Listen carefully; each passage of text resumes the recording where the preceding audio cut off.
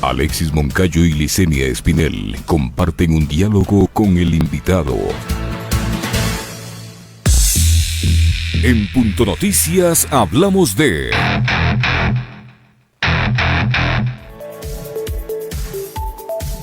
Un informe técnico sobre el estado financiero del Instituto Ecuatoriano de Seguridad Social con corte a septiembre de 2019 calcula en 13.063 millones de dólares el total de la deuda, que equivale a 12,2 puntos del Producto Interno Bruto del Ecuador. La deuda negociada que reconoce el gobierno nacional es de 8.132 millones de dólares, monto ya cerrado por las dos partes, cuyo acuerdo no garantiza un pago puntual. Uno de los convenios, ratificado incluso con una sentencia de la Corte Constitucional, es el pago del 40% de las pensiones jubilares. Por esa sentencia, el Estado adeuda 3.697 millones de dólares al IES hasta septiembre, según el informe.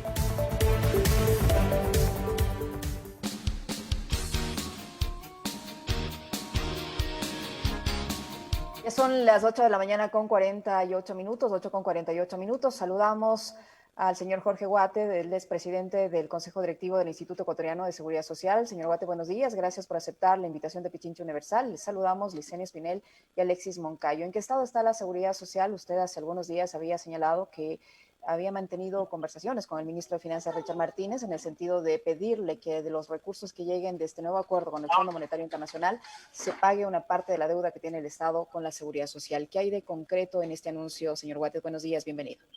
Sí, buenos días. Un fuerte abrazo a ustedes y a los radioescuchas. Y bueno, permanentemente nosotros hemos venido insistiendo de diferentes maneras para que se atienda a la seguridad social. Es tan indispensable o más indispensable que algunas deudas, o de igual nivel de algunas deudas que hay, sobre todo de trabajadores, etcétera, en los cuales existe un compromiso del presidente de la República de que se pague.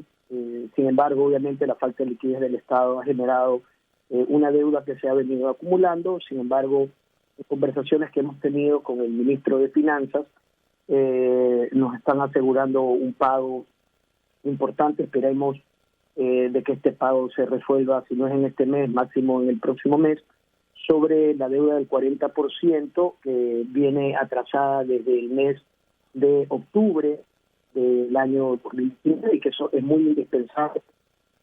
En conversaciones permanentes con ellos, no solamente por la deuda del 40% que viene desde octubre, sino también la deuda antigua, que es una deuda que asciende a 6.700 millones, que no solamente involucra un tema del 40%, sino también una deuda en salud muy antigua que se tiene que consolidar. Obviamente las cifras en función de esa deuda no cuadran las que tiene el Seguro Social con las que tiene contabilizada el Ministerio de Finanzas, y apelamos a hacer una mediación donde se establezca un peritaje el cual permita establecer el monto y con eso comenzar a reconocer esa deuda de salud que es tan importante, ¿no? Señor Guate, para los primeros días de este mes se tenía previsto ya que se tome algún tipo de resolución respecto a cómo se va a financiar los 13º y cuartos sueldos de los jubilados. ¿Y hay una decisión al respecto? El día de hoy, aspiramos el día de hoy resolver esto ya.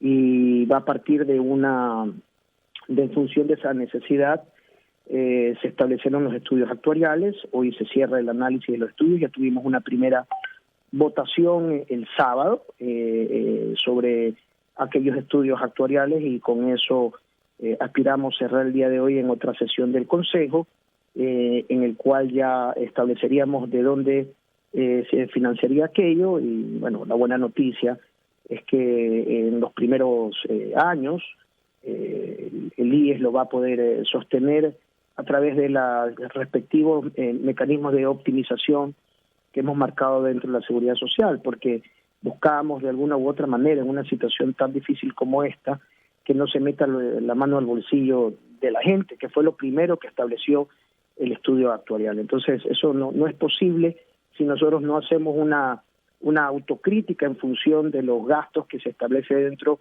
del seguro, se pusieron a trabajar obviamente los equipos. Nos falta el último informe del estudio actuarial que va a ser presentado el día de hoy, el estudio actuarial externo, el mismo que nos permitirá tomar una decisión el día de hoy y la comunicaremos el día de mañana a la ciudadanía.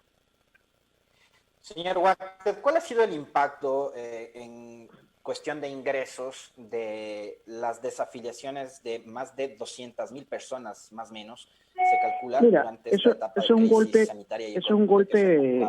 Es un golpe importante, definitivamente. La situación de desafiliaciones golpea mucho a la economía del IES, le quitaría aproximadamente 700 millones al año.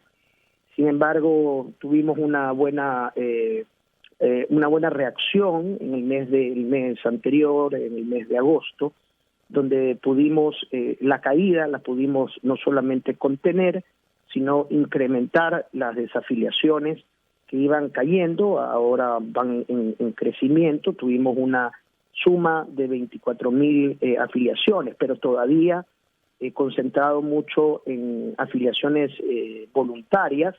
La caída pasó de personas con relación de dependencia, pasó de 100.000 a 10.000 menos en el mes de agosto, y esto se irá revertiendo en la medida que la economía se vaya abriendo y que la economía se vaya de a poco reactivando, porque el impacto de la pandemia definitivamente ha generado un golpe importante. Muchas empresas han desafiliado gente, el propio Estado ha eliminado gente, y eso sin duda le golpea a la seguridad social. Por eso la seguridad social también tiene que de alguna u otra manera contraerse en sus gastos, siempre y cuando no afecte a los fondos de pensiones o sobre todo a lo que es las atenciones de salud. Más bien estamos viendo cómo reforzar el área de salud, trabajando todos los días para que no falte todo aquello que faltó, y de lo que yo me he topado, no solamente faltaban medicinas, sino que también faltaban médicos especialistas, que es lo que ha generado que la calidad de atención sea muy mala. Entonces, aspiramos completar todos estos médicos, activar la atención. Ya estamos con varios de nuestros hospitales que no estaban haciendo otros tipos de tratamientos, sino que estaban dedicados al COVID. Poco a poco ya los vamos abriendo, ya comenzando a hacer operaciones. Ya en Quito vamos a comenzar a hacer eso, en el Quito Sur, que era un hospital centinela, y ya que la curva de contagios o de atenciones comienza a bajar poco a poco, y eso nos da un espacio importante para comenzar a activar otro tipo de atenciones de diferentes patologías y de gente que ha venido esperando mucho. Hay gente que está con cáncer que no se ha podido atender, hay gente que está con operaciones. Son aproximadamente 15.000 operaciones retrasadas generadas por la pandemia, que vamos a intentar solucionar hasta lo que quede de fin de año, no solamente con la asistencia dentro de los hospitales del IES, sino también con derivaciones puntuales a diferentes hospitales, priorizando siempre a aquellos hospitales que no tienen fin de lucro. Ahora, ¿no? Señor Huáquez, esto que yo le mencionaba, el tema de las desafiliaciones, que golpea obviamente por el tema de las cotizaciones y demás, no solo afecta a los servicios de salud y al pago de pensiones, sino también que muchos de esos afiliados seguramente, o algunos, no sé cuántos, usted nos puede dar el dato, seguramente tienen algún préstamo hipotecario o algún préstamo quirografario. ¿Cómo está el nivel de morosidad a propósito de este tema de las desafiliaciones? Bueno, la morosidad sin duda ha incrementado. Eso es un efecto de toda la banca. Si usted analiza la lógica de la banca en este momento, está relacionada o está muy concentrada en el refinanciamiento permanente, justamente como un instrumento para poder mantener una baja morosidad y por ende no tener que generar provisiones que generan un gasto importante dentro de los balances de los bancos. El BIES, que es una banca de inversión, pero que tiene dos productos de primer piso como el hipotecario y el hipotecario y el quirografario, no es ajeno a esto, y con la ley humanitaria establecimos mecanismos de refinanciamiento para los créditos quirografarios para los créditos hipotecarios, porque a nosotros, ¿de qué nos sirve tener, por ejemplo, un montón de casas guardadas en el banco, ¿verdad? Y gente sin casas, cuando lo que nosotros buscamos es que la gente que financió con todo un esfuerzo una vivienda que el BIES le dio un plazo importante para que puedan pagar, la terminen de pagar y que puedan ser dueños de su propia vivienda, sobre todo cuando hablamos de viviendas de interés social, ¿no? Entonces, todos los días se trabaja en refinanciamiento, es una demanda importante en temas de refinanciamiento. No solamente eso, sino estamos buscando mecanismos en los cuales con tus fondos de cesantía, por ejemplo, tú puedas pagar tu deuda, hacer esos cruces. Se está intentando ser lo más creativo posible dentro del BIES para que la gente tenga el menor impacto posible. Sin duda es una demanda alta que a una banca de inversión, que no es que tiene puntos a nivel de todo el país, pueda poder activarse y actuar rápidamente, y por eso nosotros hacemos un monitoreo personalizado de cualquier queja que pueda haber en relación al funcionamiento no solamente del BIES, sino también del IES, porque para mí sí es una preocupación extremadamente importante en la calidad de atención. Yo creo que poco tiempo se le ha dado a ese análisis de que la ciudadanía tenga una buena calidad de atención. Si nosotros logramos que el IES pueda tener sostenibilidad en el tiempo,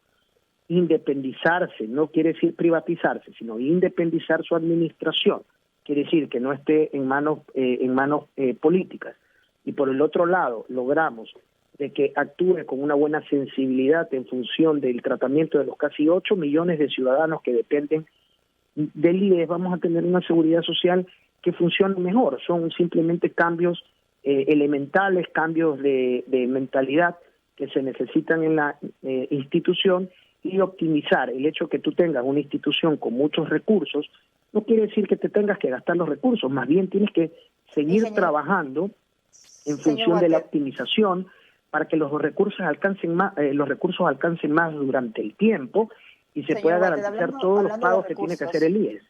Señor Guate, hablando de recursos tan necesarios en estos momentos, la mora patronal del IES asciende alrededor de 1.500 millones de dólares a escala nacional. De esos 1.500 millones de dólares, 500 millones corresponden a la provincia de Pichincha.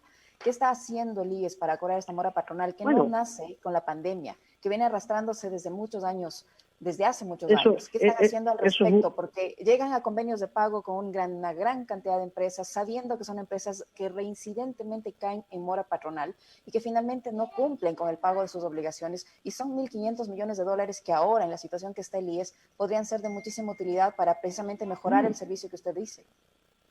Bueno, esa cifra de 1.500 millones la ciudadanía la conoce justamente por mi reclamo personal como presidente, de que está bien, el Estado nos debe, pero también nos debe el sector privado.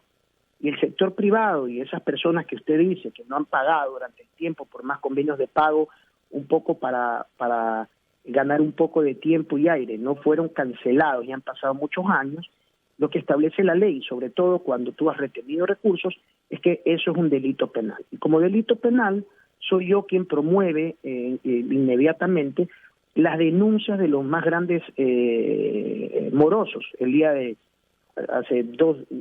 ayer o antes de ayer, veía hoy un funcionario que lo retiramos del IES diciendo que él había promovido denuncias. Ninguna denuncia mientras estuvo, hasta que yo llegué a la institución y conminé a cada uno de los directores, al director general, que se lo haga a través de los directores provinciales, que inmediatamente establezcan las denuncias penales a quienes han retenido fondos y a los casos que exactamente dice usted, porque tienes empresas que luchan todos los días para ponerse al día, pagar de alguna u otra manera, cumplir con sus trabajadores, y tienes otros que tienen algún nivel de poder especial de que al final de tiempo nunca pagan, y eso también le afecta a los afiliados y a los jubilados, y nadie hablaba de eso.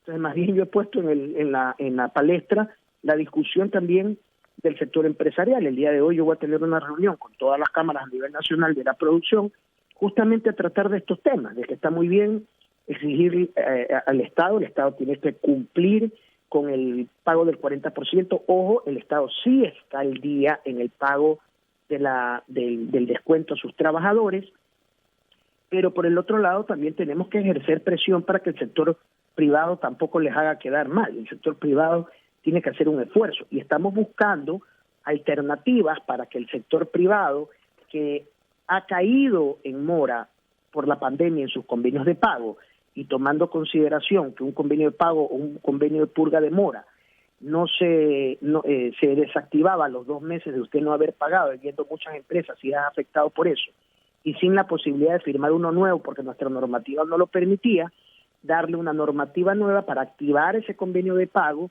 que puedan pagar en una tabla diferenciada la deuda acumulada, ¿verdad? Obviamente con los intereses y todo, y que se logre reactivar y puedan, o sea, darle una alternativa al sector empresarial para que paguen. Y los que no han pagado bien retenido, lamentablemente van a ser denunciados a la Fiscalía. Son más de 50 empresas más grandes deudoras que han sido denunciadas a la Fiscalía y van a seguir creciendo en el tiempo si no quieran responder. Obviamente dándole la alternativa y comunicándoles con tiempo de que hagan su gestión de pago o hagan su alternativa de pago. El equipo de cobranza está en este momento desplegándose por todo el territorio y yendo a visitar empresas por empresas a darles las alternativas, porque hoy, como usted sabe, por la ley humanitaria, hasta el día de ayer estaba suspendidas por el estado de excepción, totalmente suspendidas las coactivas hasta 180 días después del estado de excepción.